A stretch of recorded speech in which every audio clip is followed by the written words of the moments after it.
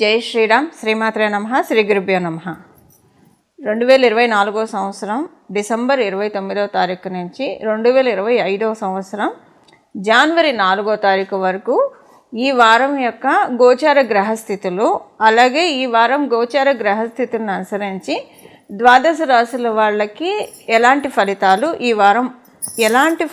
ఈ వారంలో ఉన్నాయి, ఈ విషయాలన్నీ మనం ఒకసారి చూద్దాం. మొదటిగా గోచార గ్రహస్థితుల్ని మనం పరిశీలించినట్లయితే వృషభ రాశిలో వక్రించిన గురు భగవానుడి సంచారము, కర్కాటక రాశిలో కర్కాటక సింహరాశులకి పరిపూర్తి రాజయోగాన్ని ఇచ్చే మంగళ్ ఆయన వక్రగతిలో ఉన్నారు. కేతు భగవానుడు వృషభ రాశిలో సంచారం సాగిస్తున్నాడు. వృశ్చిక రాశిలో బుధదేవుని సంచారము, సూర్యనారాయణమూర్తి జగత్తునంతటికీ వెలుగునిచ్చే సూర్యనారాయణమూర్తి, గ్రహాలలో రారాజైన సూర్యనారాయణమూర్తి ధనుసు రాశిలో ఆయన సంచారం సాగిస్తున్నారు. కుంభరాశిలో శని మహారాజు ఆయన స్వస్థానగతుడై ఉన్నాడు. అలాగే అక్కడ ఆయన గురువైన శుక్రాచార్యుల వారితోటి కూడి ఆయన సంచారం చేస్తూ ఉన్నారు ఈ వారం మొత్తం కూడా. రాహు భగవానుడు మీనరాశిలో సంచారం జరుగుతూ ఉంది. అన్ని రాశుల్ని చాలా తొందరగా ఇప్పుడు ఒక్కొక్క గ్రహము ఒక నెల రోజులు తీసుకునేది, మొత్తం అన్ని 12 రాశుల్ని. కొన్ని గ్రహాలు గురు భగవానుడు సంవత్సరం తీసుకుంటాడు, రాహుకేతులు సంవత్సరంన్నర తీసుకుంటారు, శనైశ్వరుడు అయితే 2.5 సంవత్సరాలు తీసుకుంటారు. కానీ ఒక నెలలో అన్ని రాశులను చుట్టూ వచ్చే చంద్ర భగవానుడు ఈ వారంలో వృశ్చిక రాశి నుంచి కుంభరాశి వరకు ఆయన సంచారాన్ని సాగిస్తూ ఉన్నారు. ఇవి ఈ వారం యొక్క గోచారంలో ఉన్న గ్రహస్థితులు. ఈ వారంలో ఉన్న గోచారంలో ఉన్న గ్రహస్థితుల రీత్యా ఈ వారం ద్వాదశ రాశుల వాళ్ళకి ఎలాంటి ఫలితాలు ఉన్నాయి, ఈ వారంలో ఉన్న ఒక విశేషాంశం అని అనుకోండి. దేవగురువైన 2 గ్రహాలు వక్రించి ఉన్నాయి గోచారంలో.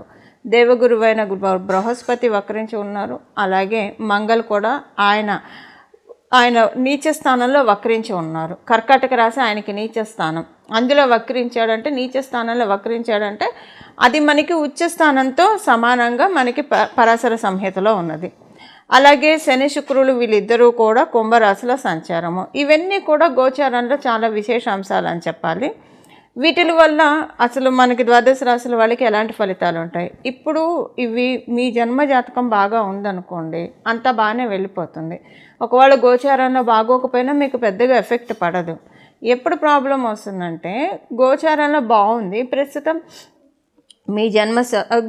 గోచారంలో బాగున్నప్పుడు మీ జన్మ జాతకంలో బాగాలేదనుకోండి, అప్పుడు గోచారం మిమ్మల్ని కొంతవరకు కాపాడుతుంది. అంటే అంత ఎక్స్ట్రీమ్ సిచ్యువేషన్స్ని చూడనీయకుండా సేఫ్ గార్డ్ చేస్తుంది చాలా. అసలు ఎప్పుడు ప్రాబ్లం వస్తుందంటే, గోచారంలోనూ బాగాలేదు, జన్మజాతకంలోనూ బాగాలేదంటే ఏదైనా పర్టికులర్ రాశి వాళ్ళకి అప్పుడు చాలా జాగ్రత్తగా ఉండాలి. పరిహారాలు చేసుకుంటూ దైవాన్ని పట్టుకొని దైవనామస్మరణ చేసుకుంటూ ఆ పీరియడ్ని చక్కగా గట్టెక్కడానికి మనం ఆ పర్టికులర్ పీరియడ్ని గట్టెక్కడానికి ప్రయత్నించాలి.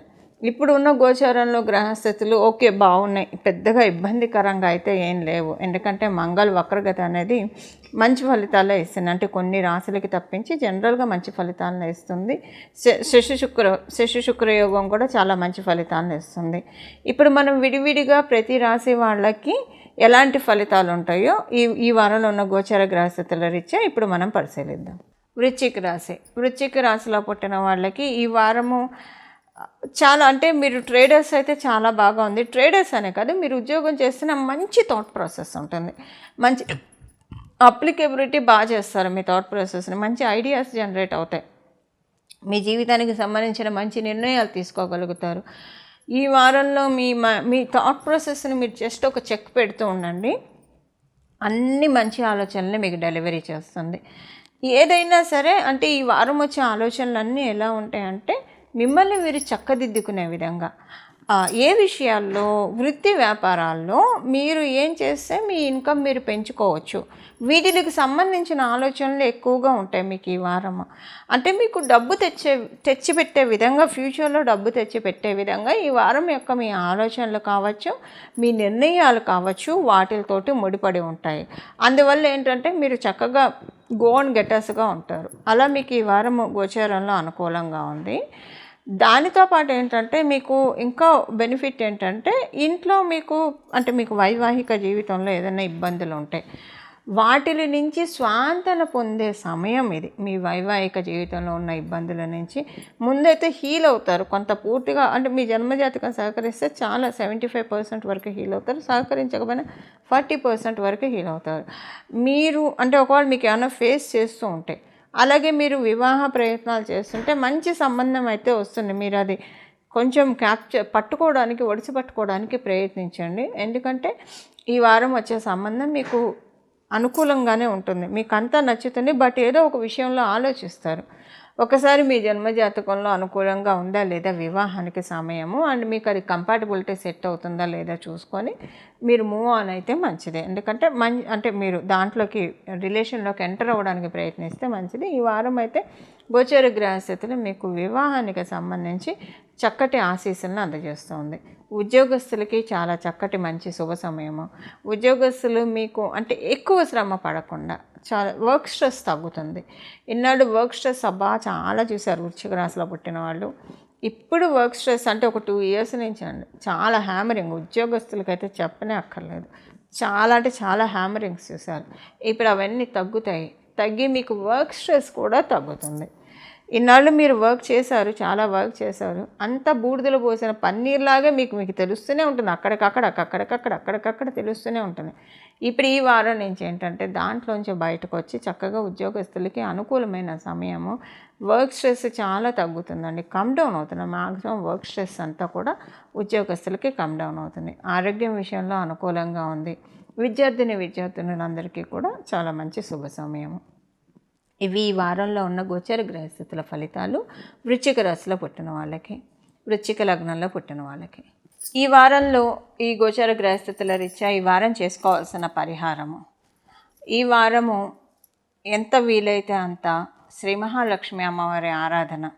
శ్రీ మహాలక్ష్మి అమ్మవారికి సంబంధించిన ఈ నామాన్ని మనం జపించుకోవడానికి ప్రయత్నిస్తే కనుక ఆ నామం ఏంటంటే విష్ణు వక్షస్థల స్థితాయే నమః, విష్ణు వక్షస్థల స్థితాయే నమః, విష్ణు వక్షస్థల స్థితాయే నమః. ఈ నామాన్ని జపించుకోండి. మీరు ఉదయాన్నే స్నానం చేసిన వెంటనే ఒక 108 సార్లు జపించుకోగలిగితే జపించుకోండి. లేదు రోజంతా కూడా దీన్ని నామంగా జపించవచ్చు.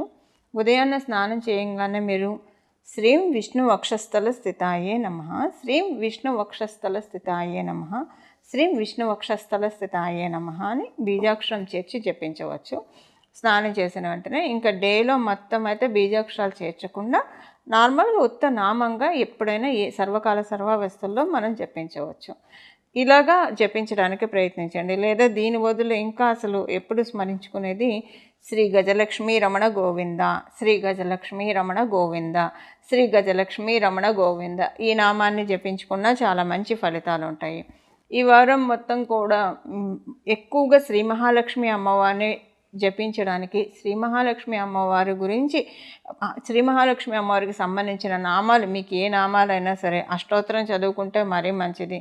కాకపోతే రోజంతా కూడా అష్టోత్తరాన్ని మీరు వల్లవేయడానికి మీకు అవకాశం ఉండకపోవచ్చు. ఏదో ఒక నామం అయితే మీరు ఏ పని చేస్తున్నా సరే దైనందిన జీవితంలో మీ పనులు మీరు చేసుకుంటూ ఒక్క నామాన్ని జపించడానికి చక్కటి అవకాశం ఉంటుంది. కాబట్టి ఏదో ఒక నామాన్ని జపించడానికి ప్రయత్నించండి. టోటల్గా ఏంటంటే శ్రీ మహాలక్ష్మి అమ్మవారి ఆరాధన ఈ వారం ఆశాంతం కూడా చేయడము ద్వాదశ రాశుల వాళ్ళకి, ద్వాదశ లగ్నాల వాళ్ళకి కూడా చక్కటి శ్రీలక్ష్మి అమ్మవారి కృపా కటాక్షాన్ని కలగజేస్తుంది. మీ ఇంటి దగ్గర లక్ష్మీ అమ్మవారి ఆలయం ఉంటే ఈ వారంలో ఒక్కరోజైనా సరే వెళ్ళి రావడానికి ప్రయత్నించండి. అమ్మవారి దగ్గర అక్కడ అంటే ఊరికే వెళ్ళి రావడం అని కాకుండా అక్కడ కాసేపు కూర్చొని ఒక అరగంట అన్న లేదా ఒక 10 నిమిషాలు మీకు ఎంత టైం కుదిరితే అంత 10 నిమిషాలకి తగ్గకుండా అక్కడ మీరు సమయాన్ని కేటాయించి అంటే ఆ 10 నిమిషాల్లో అమ్మవారి అందే ధ్యాస. మీరు వెళ్ళి అమ్మవారిని దర్శించుకొని వచ్చినప్పుడు ఇప్పుడు మనం ఒక కెమెరా మన ముందుంటే మనని క్యాప్చర్ చేసేస్తే అదొక ఫోటోగా అవుతుంది. మనం ఎప్పుడైనా ఏదైనా భగవంతుడి ఆలయానికి వెళ్ళినప్పుడు భగవంతుడి రూపాన్ని మన మనసులో మనం క్యాప్చర్ చేసుకోవాలి. మన మనసులో మనం ఫోటో తీసుకొని పెట్టుకొని మనం గుడిలోంచి బయటకు వచ్చినప్పుడు గుడి ప్రాంగణంలో ఉండి మూల విరాట్ని మన మనసులో మనం ధ్యానించాలి. మన హృదయ ఫలకంలో మనం ప్రతిష్ఠించి ధ్యానించగలగాలి. ఒక్కొక్కసారి అది వెంటనే సాధ్యపడకపోవచ్చు. మనం ఆచరణలో పెడుతూ ఉంటే సాధనాత్ సాధ్యతే సర్వం. మనం ఆచరణలో పెట్టుకుంటూ వెళ్తే డెఫినెట్గా అది సాధ్యమవుతుంది. సో మూల విరాట్ని చూసి దర్శించుకొని ఆ అమ్మవారి యొక్క రూపాన్ని మన మనసులో ప్రతిష్ఠించుకొని గుడిలోనే కూర్చొని కనీసం ఒక 10 నిమిషాలకి తగ్గకుండా అమ్మవారినే ధ్యానించండి, అమ్మవారి యొక్క రూపాన్ని ధ్యానించండి, అమ్మవారి యొక్క హృదయాన్ని తెలుసుకోవడానికి ప్రయత్నించండి. శ్రీ మహాలక్ష్మి అమ్మవారి హృదయము శ్రీమన్నారాయణుడే. శ్రీమన్నారాయణుడిని చేరుకోవడానికి అమ్మవారు మనకు ఒక చక్కటి బాటలు వేస్తారని చెప్పడంలో ఏమాత్రం సందేహం లేదు.